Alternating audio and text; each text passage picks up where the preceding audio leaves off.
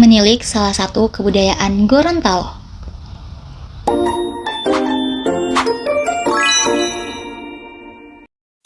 Hai teman-teman, kalian pernah gak sih dengar kata Karao?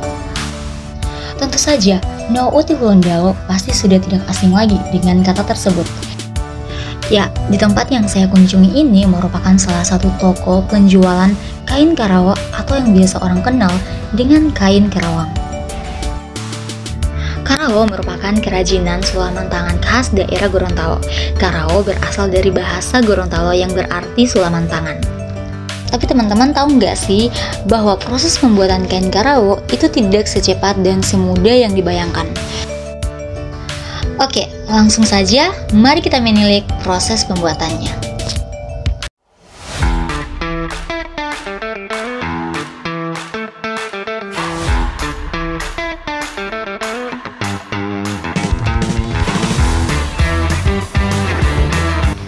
Nah, sekarang aku sedang berkunjung di salah satu rumah warga yang merupakan seorang pengrajin Kerawang atau Karao.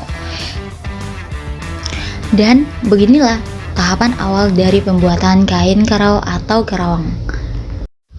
Pada mulanya tentu saja menyediakan kain, sketsa sebagai motif Karao, serta alat dan bahan lainnya.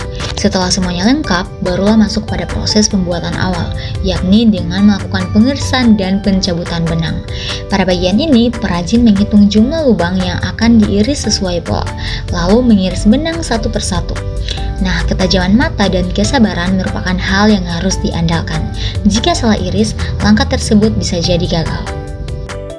Setelah proses pengirisan benang selesai, maka masuk pada proses penyulaman. Oh iya, tidak semua kain dapat diberi sulaman Karao loh. Hanya kain yang berserat vertikal dan horizontal saja yang bisa dipakai untuk menyulam dengan teknik Karao. Di sini aku diajarin untuk menyulam motif kain sesuai dengan sketsa yang ada. Sebenarnya dari aku zaman SMP sudah ada praktik Karao atau menyulam, tapi karena sudah lama banget jadinya malah lupa semua. Itulah mengapa Karao merupakan salah satu kerajinan tangan yang paling rumit, karena prosesnya tidak sesimpel itu, dan kita harus melakukannya berulang agar terbiasa dan lihai.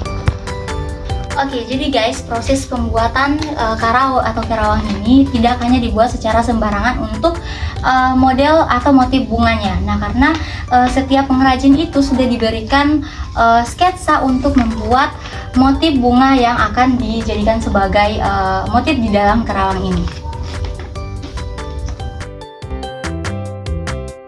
Setelah melalui proses penyulaman yang panjang, kain Karao akan memasuki tahap akhir atau yang disebut dengan marawango, yaitu mengikat jalur benang. Tahapan ini dilakukan untuk memperkuat jalur benang yang tidak disulam, sehingga hasil akhir sulaman terlihat kokoh dan kuat.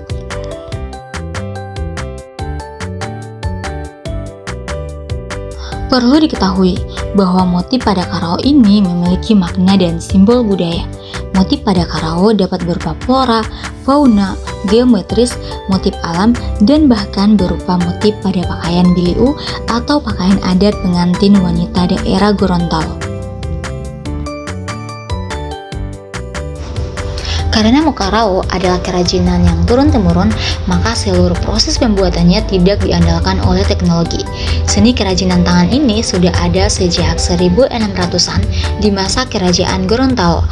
Dan sampai sekarang, kita masyarakat Gorontalo masih dapat menikmati pakaian Karao ini dengan mengenali, menghargai, dan melestarikannya sebagai identitas budaya daerah Gorontalo. Uniknya, pakaian Karao ini sering menjadi oleh-oleh khas daerah Gorontalo, bahkan banyak menjadi pesanan sampai ke mancanegara.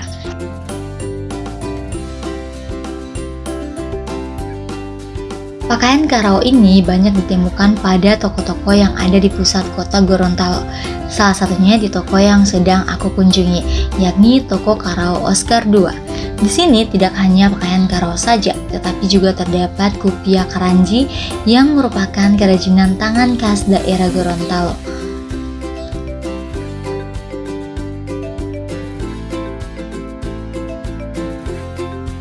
Sekian cerita hari ini. Terima kasih telah menonton sampai dengan selesai. Semoga video ini dapat bermanfaat dan menginspirasi. Sampai jumpa dan salam budaya.